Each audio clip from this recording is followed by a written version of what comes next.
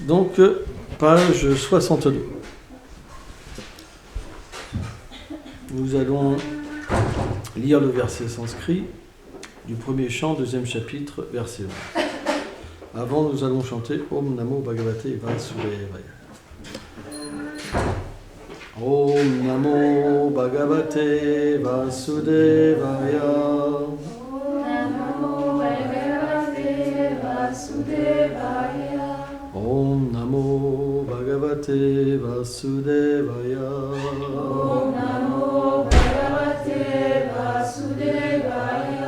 Om Namo Bhagavate Vasudevaya.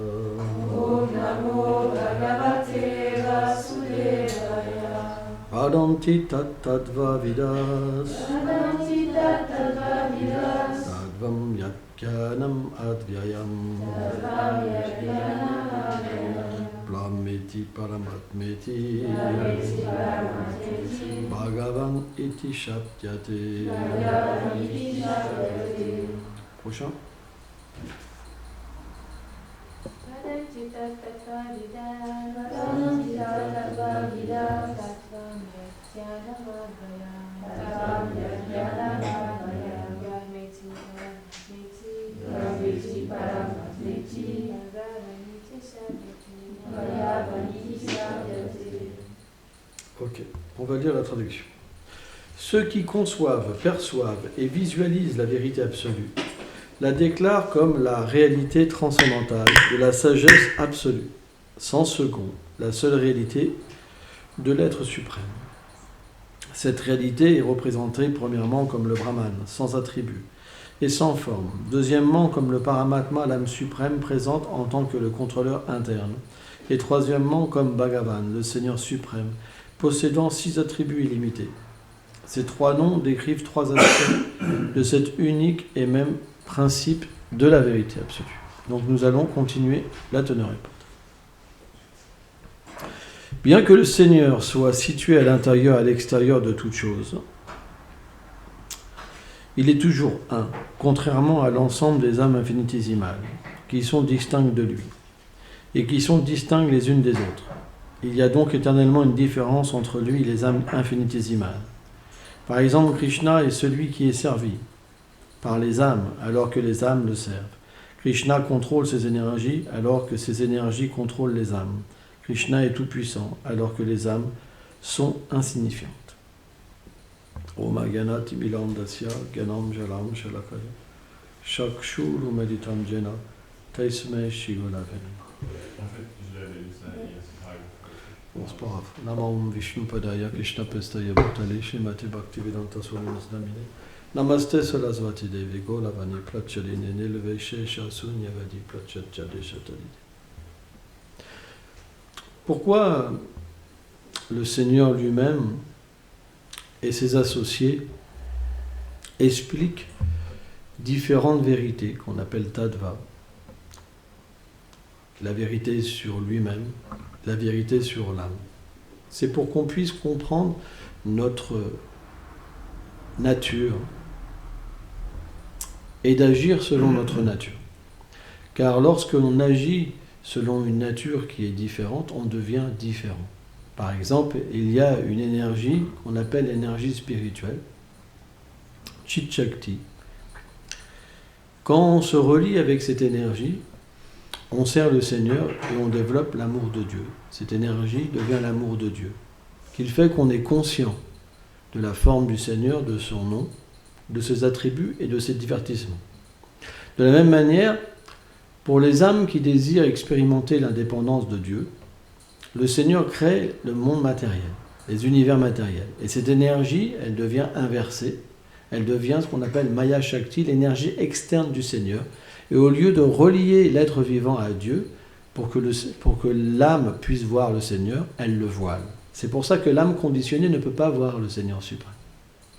En fait, il y a 3 plans de vision, si on pourrait dire. Il y a la matière brute, il y a la matière subtile, et il y a le plan de la transcendance. Par exemple, ceux qui sont sur le plan de la matière brute, ils peuvent voir que le corps. Ils ne peuvent pas voir, par exemple, les éléments subtils, comme les esprits, par exemple. Ceux qui sont au niveau du corps subtil, ils peuvent voir les esprits. C'est pourquoi il y a des êtres, par exemple différents spiritualistes qui sont sur le plan subtil et qui peuvent voir les esprits et entrer en contact avec les esprits. Et il y a à ce moment-là les transcendantalistes qui peuvent voir l'âme et qui peuvent voir le Seigneur. Donc il y a 3 plans de vision, 3 plans de conscience. Celui qui est au plus bas, la matière, s'il dit je veux voir Dieu, c'est pas possible. Il faut qu'il se qualifie pour voir Dieu. Ça veut dire qu'il faut qu'il vive sur un plan de conscience où Dieu vit. Et à ce moment-là, il pourra voir. De la même manière, par exemple, la Lune, c'est une planète édénique. Mais même si on allait sur la Lune, on ne pourrait pas voir. Parce qu'on n'a pas un corps adapté et des yeux adaptés pour voir le monde édénique. Par contre, le monde édénique, s'ils descendent sur la Terre, ils peuvent voir la Terre. Parce que ce qui est le plus élevé peut voir ce qu'il y a de moins élevé. Mais ce qui y a de moins élevé ne peut pas voir ce qu'il y a de plus élevé. C'est pourquoi la pratique du service de dévotion s'attend simplement à permettre à l'être de graduellement obtenir une vision supérieure pour pouvoir établir une relation avec le Seigneur suprême. Par exemple, je vais vous raconter une histoire que j'ai déjà racontée, que je trouve très rigolote. Alors je l'ai racontée peut-être une centaine de fois, mais elle est toujours d'actualité. Une fois, j'ai été rencontrer un docteur. Et j'avais jamais vu ce docteur-là. Et on souscrivait à la CAVIMAC, la Caisse nationale des cultes. Donc vous savez, sur la petite carte vitale, ça apparaît à quelle caisse que vous cotisez. Et au moment de payer, il a mis la carte dans son petit instrument et il a vu la CAVIMAC. Et il ne connaissait pas. Il dit, c'est quoi ça, la CAVIMAC? Alors c'est pas évident. Je lui dis, c'est la caisse de la sécurité sociale des moines. Il me dit, quoi? Des quoi? Comme c'est vraiment un truc, c'est quoi? Des moines. Vous êtes moine? Je suis fait oui. Ah ouais, il me dit à cette époque-là, waouh. Il me dit, j'y crois pas. Comme ça, j'étais devant lui. Il dit, j'y crois pas. Il dit, moine, vous croyez en Dieu? Et là, j'ai eu, c'est pas facile, cette situation-là, parce qu'on doit être très humble. Mais en même temps, c'est notre devoir parfois de relever les défis. Pas toujours, mais je me suis dit, est-ce que je baisse la tête, ou alors je lui relève le défi. Et je lui dis, il est trop fier. Il est vraiment trop fier. Et vraiment, il était fier. Je lui dis, je vais vous prouver que Dieu existe.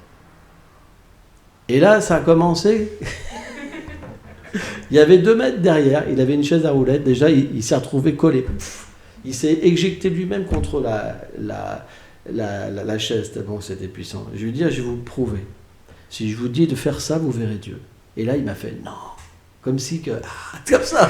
Non, je ne veux pas. Je lui dis, si.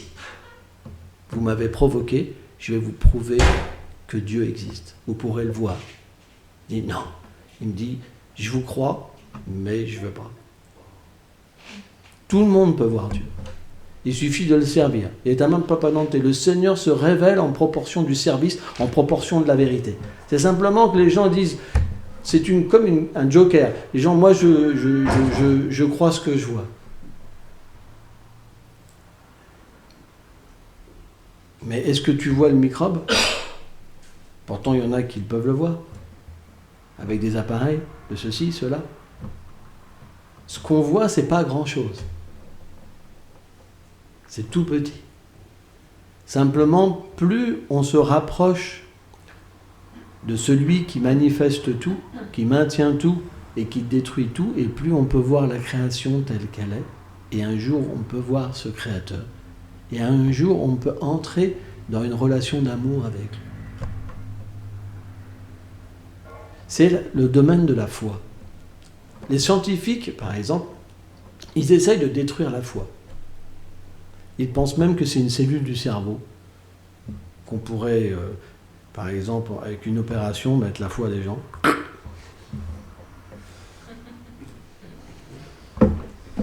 Ah, je peux voir Dieu maintenant, ouais, c'est parfait. C'était juste une opération. Ils ont essayé de tous les temps d'enlever la foi des gens. Mais pourquoi ils n'y arrivent pas? Parce que la foi, c'est l'élément qui permet de voir au-delà du plan grossier, au-delà du plan subtil, et d'aller vers la région transcendantale où on peut établir un lien avec la spiritualité, avec la transcendance, avec le Seigneur suprême. C'est pour ça que personne ne peut détruire la foi. Parce qu'une fois qu'elle est établie, elle est plus élevée que le plan grossier et que le plan subtil. C'est pour ça qu'ils ne peuvent pas détruire la foi. Parce qu'une fois que la foi s'établit, en fait, un scientifique, ça devient tout petit. C'est insignifiant. Il parle que simplement des effets, mais pas de la cause. L'effet, elle a une cause, vous comprenez ? De la même manière, la médecine, elle traite l'effet, mais pas la cause. À part certaines médecines. Et bien de la même manière, la spiritualité, ça permet de voir la cause.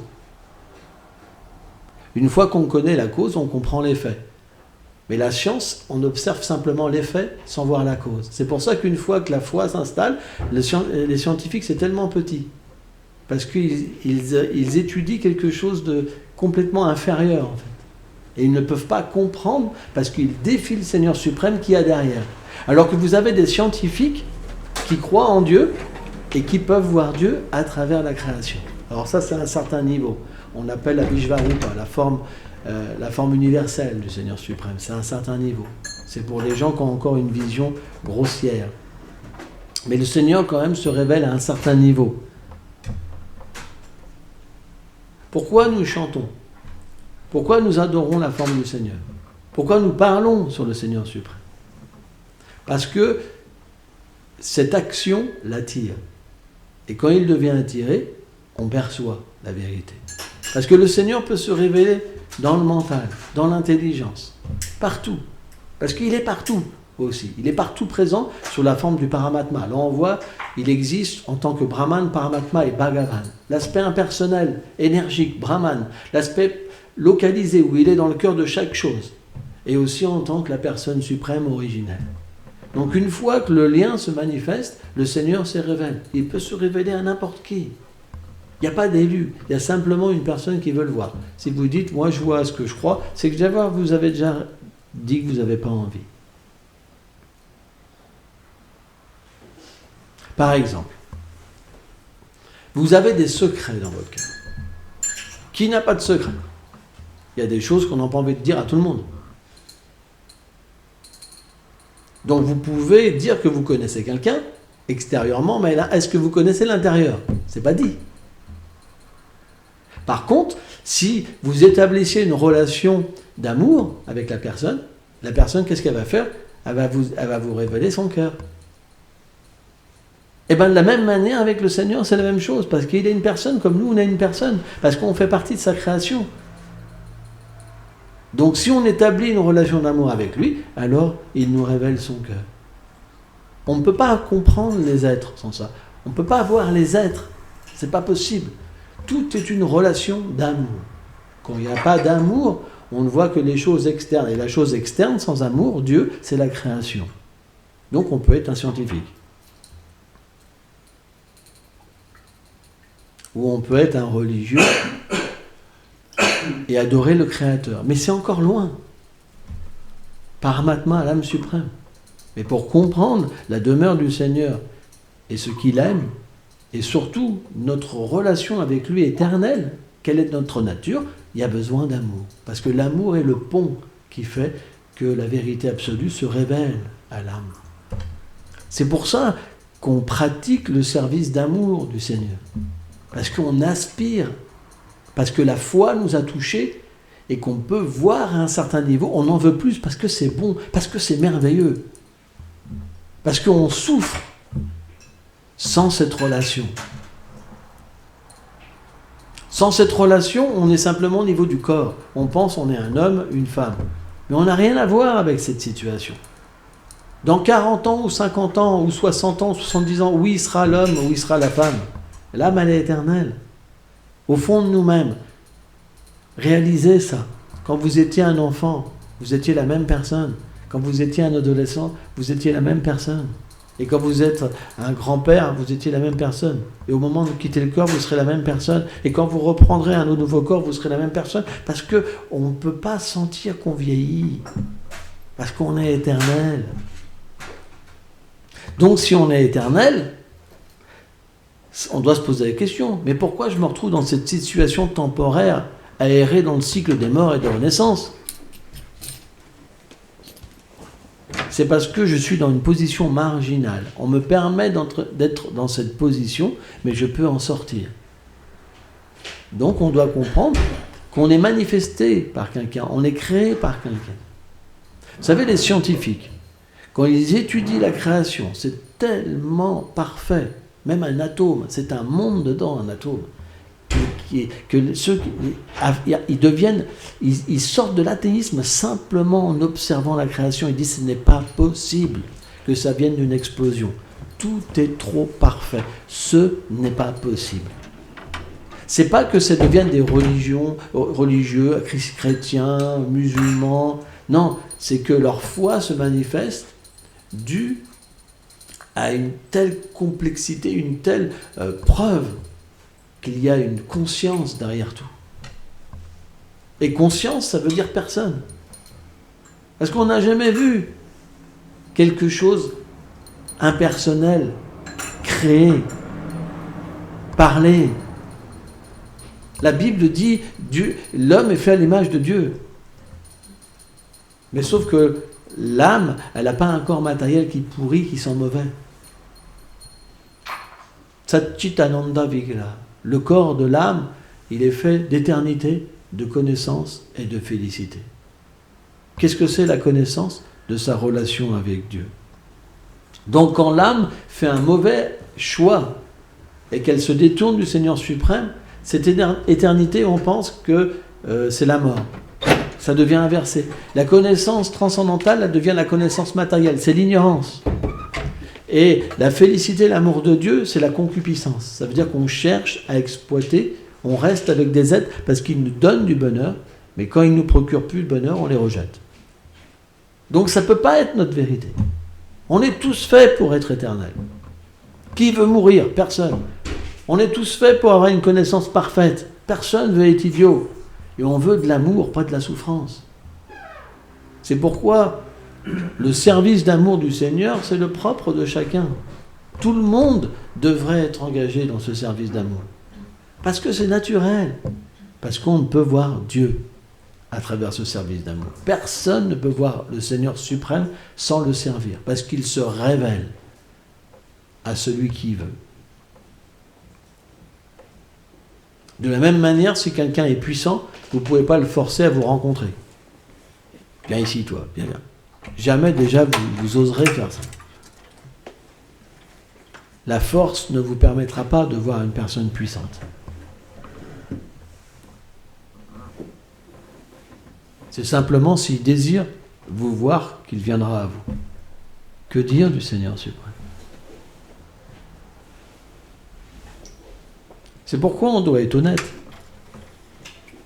Vous pensez que tous ces gens qui donnent leur vie à Dieu, qui ont tout abandonné, vie sexuelle, richesse, c'est juste des idiots frustrés? Mais il y en a qui avaient des opulences qu'on ne peut même pas imaginer, qui ont tout abandonné. Qui avaient des belles femmes ou des beaux hommes, des beaux enfants, ils ont tout abandonné. Comme, excuse-moi, comme si on quittait les toilettes, sans même de regret.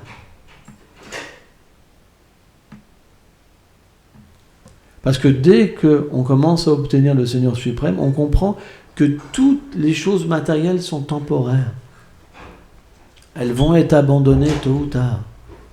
Et ce qui est temporaire, ce qui ne peut pas être dans le passé, ce qui ne sera pas dans le futur, et qui n'a pas de substance dans le présent, ça ne peut pas être notre vérité.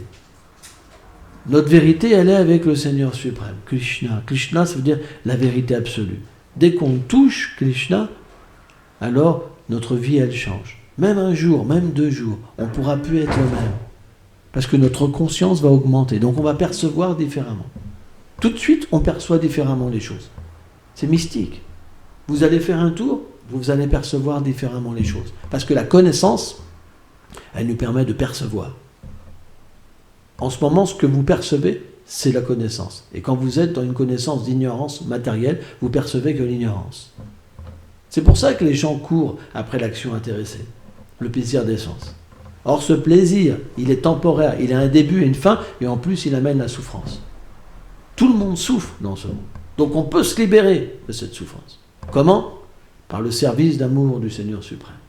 Et ça commence par chanter Hare Krishna, Krishna Krishna, Hare Rama, Rama Rama, Hare Hare. Et suivre les enseignements des purs dévots. On a besoin de chanter, on a besoin aussi d'être sous le refuge des Vaishnavas. Parce que les Vaishnavas, ce sont les chers associés du Seigneur, qui sont très chers au Seigneur suprême. Et celui qui sert les Vaishnavas, il devient reconnu du Seigneur suprême. Et il obtient le Seigneur suprême. Personne, Prahlad Maharaj a dit, personne n'a pu atteindre la libération et atteindre ce plan Vasudeva où on peut voir le Seigneur suprême sans enduire son corps de la miséricorde, de la poussière des saints pieds des Vaishnavas. Ce n'est pas possible. Merci beaucoup. Si vous avez des questions, on ne sait jamais. Qui veut poser une question ?